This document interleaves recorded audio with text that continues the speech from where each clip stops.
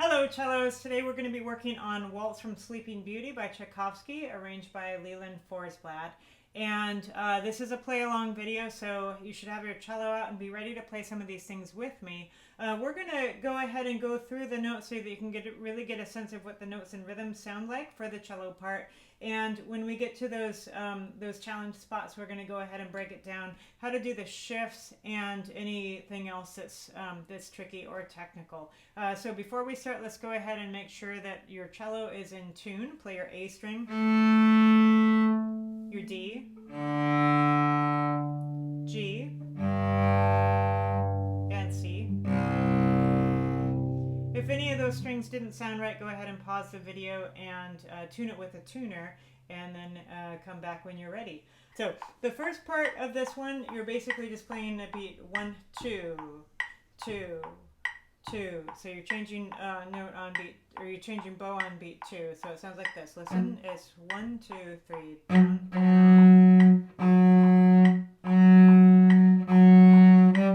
Okay, and then notice how that last one comes a little bit sooner than the others.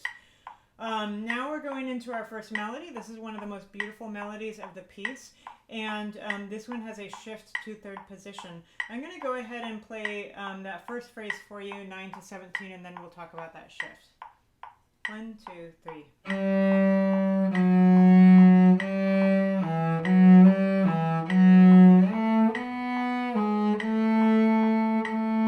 Okay, so right there, I'm going to go ahead and turn the metronome off so that we can play this out of tempo. So you're going from F sharp, and then just move your hand up. And while you move your hand up,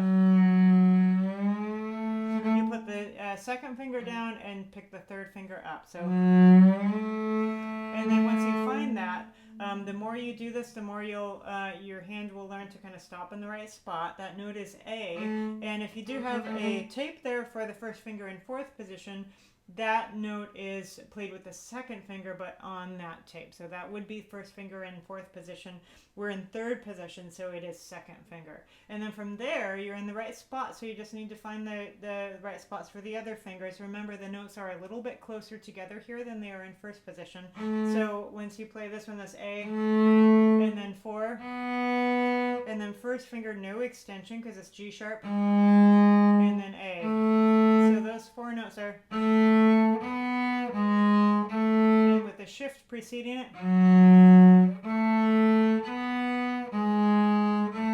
let's do that together. Third finger, F sharp, A, B, G sharp. Let's do that one more time.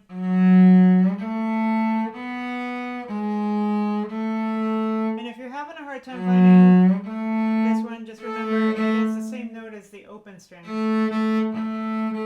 So if you can match pitch, that can be helpful. Now, once you get to measure 17, you are on the second finger here on the D string in third position. You do an up bow just to get your bow back to the frog, and then I want you to stay in the same spot. Rather than doing a bunch of open A's at 17, you can actually, you're already in third position, so you're set up to play this on the D string. So that will be second finger. And this one is fourth finger, but over on the G string. So just straight across on the G string with the fourth finger, we'll play that note E. So here, go back to first position. And then you're in first position from then on, and until you get to the next spot that you have to shift. So let's go ahead and put the metronome back on, and let's play at measure 9. And 1, 2, 3, 1, here we go. Stay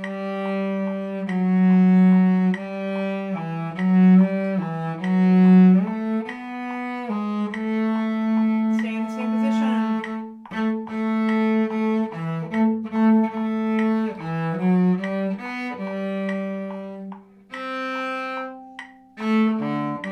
Okay, and then that bass line kind of continues. Let's play 17 one more time so you can really understand how the notes fit in with the beat. So this is a little counter melody, not the main melody, but it supports the main melody. So here we go, 17, find this note here, ready, and 1, 2, 3, 1.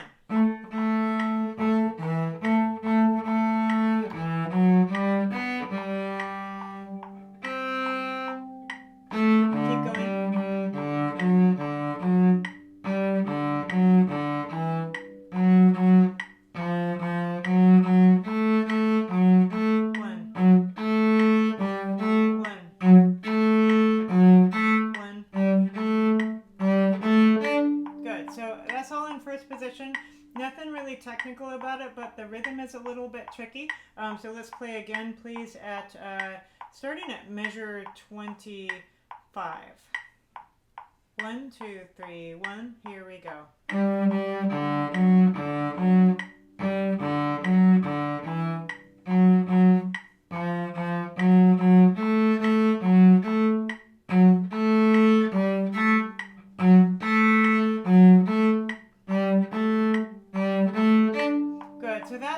It's really helpful to have the metronome accent in beat 1 because you're often not playing beat 1, you're resting on beat 1, and so having that pulse on beat 1 stronger really helps you to feel the beat. Now from there, at 41, just heads up, you are playing a different rhythm there than some of the other instruments in the orchestra. We have the violins and violas play an accented note on beat 2. Your accented note is on beat 3, so just don't let that throw you off. So starting at 41, that's probably the only kind of tricky part in this. Here we go, 41. 1, 2, 3, 1, 2.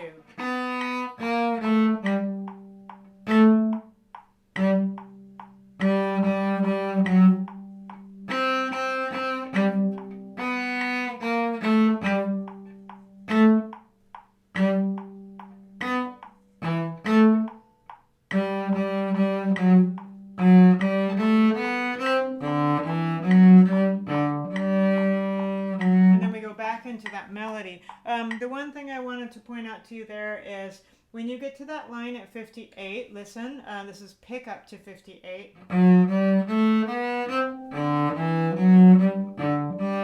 So notice how beat 1 of 59 is an 8th note followed by an 8th rest. Everything else in that few measures is quarter notes. So everything is on the beat there. It's just when you've got the rest in there, that makes it a little bit shorter. So this note is still on the beat. So, and you can even put a little bit of space between those two uppos. Now here, 61, you're going back into that same melody that you played before, same fingering, but you're going to play an additional phrase of the melody that's got some additional shifts in it. So let me play it for you, and then we'll talk about those other shifts. So 61, 1, ready, go.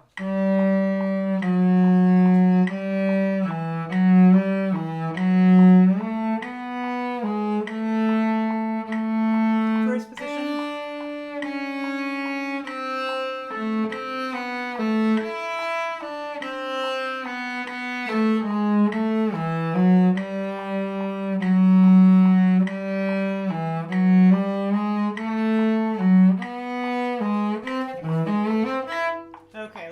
Stop right there. We've got a few things to talk about. Now, first of all, let's start at 69, top of page 2. You got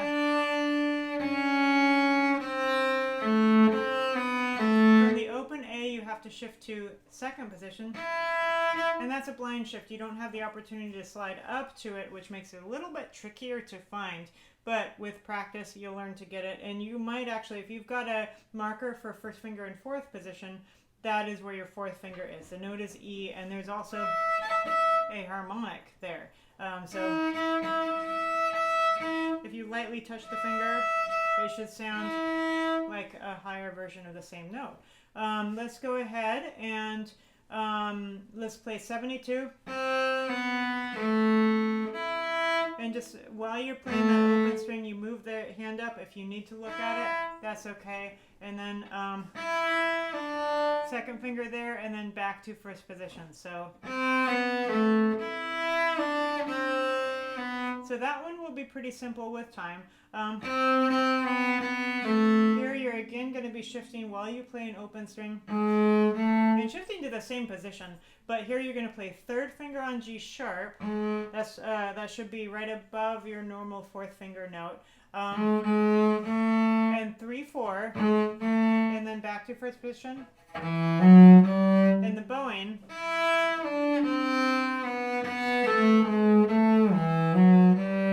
Okay, let's do that together a little bit slower. So starting there, find that note. Ready, 2, 3.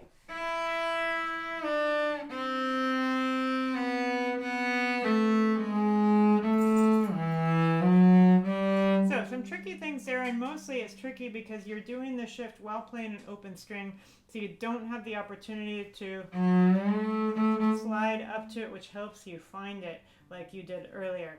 Now, at 77, I'm going to suggest a fingering that is pretty efficient and is not written. So please get a pencil and get ready to write this fingering in. So 77. Here you go, first finger, and you go 1, 2, 3, 4. So this is a chromatic run, which means it's all half steps. So if you position your first finger on the F sharp and measure 80, the next few notes are 1, 2, 3, 4, all half steps. Back to your first finger, no extension there. Shift up another whole step, so you're going a whole step higher. There's your fourth finger on B, first finger on G sharp, and then a half step more for the C. So 3 shifts there, but they're so gradual that it's a very efficient way to finger this. So watch again. First shift, second shift, and then there. Okay, and remember you could actually just stretch there. So if you just open up the hand like you're doing an extension, which you're actually going to need to do anyway, and I'm getting to that in a moment, then you should be able to find that note C. Now here, they have given you the first and fourth finger, but they are kind of implying that you're going to be, which is a pretty major shift. And if you work yourself up to where you're in fourth position here, all you have to do is third finger on the E, stretch for the G sharp, just a little bit of a stretch like an extension, then move it, slide it to A. So first finger on G sharp, first finger on A, and then fourth finger, and then up here. And they've given you 2 options for right there, but really no reason to play the low E there. Just play the high E, which is first finger in fourth position. Okay, so from 82, you are in third position. Go up, and then third, 1, 1, 4, and then first finger there. Okay, in tempo, let's see.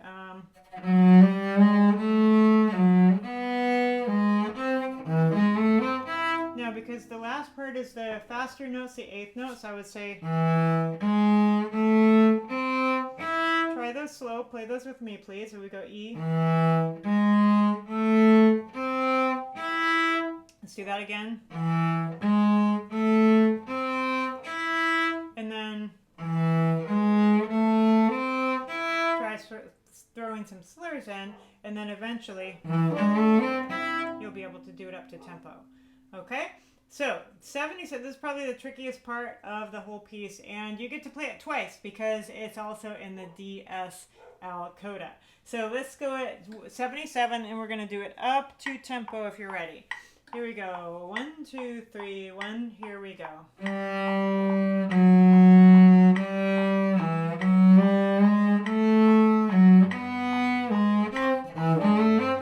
Let's do that again. 2, 3, 1. Ready, go.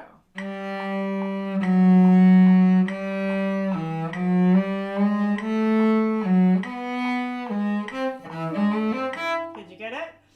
So that one's probably going to take a few times through if these are new techniques for you. We'll do it one more time, and this time we're going to keep going when we get to 85. Here we go. 77. 1, 2, 3, 1. Here we go.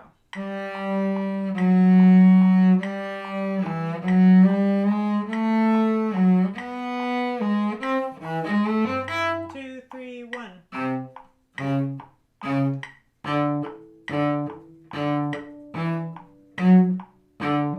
2, 3.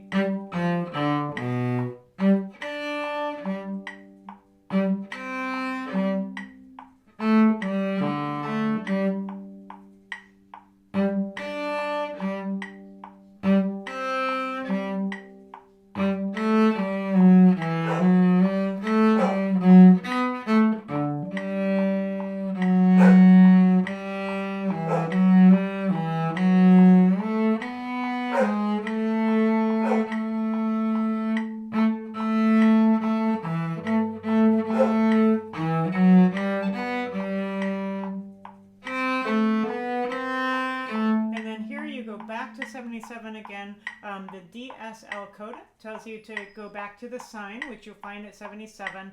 It's a good idea to highlight these roadmap markings. So highlight, take a highlighter and highlight the DSL coda, the sign at 77, the thing that says to coda right above measure 90, and then the thing that says coda above measure 125. Let's go ahead and we're going to go at 117, and we will go ahead and do the DSL coda. Here we go. 117, 2, 3, 1, 2, 3, 1,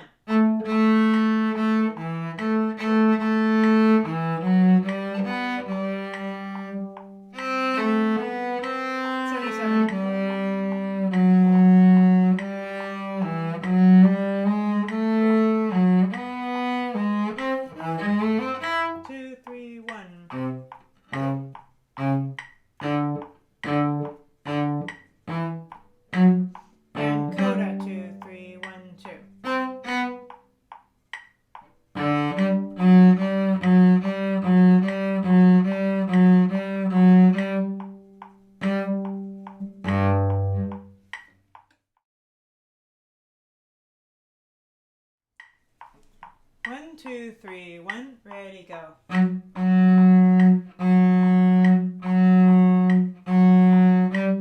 3, 1, 2, 3, 2, 2, 3, 3, 2, 3.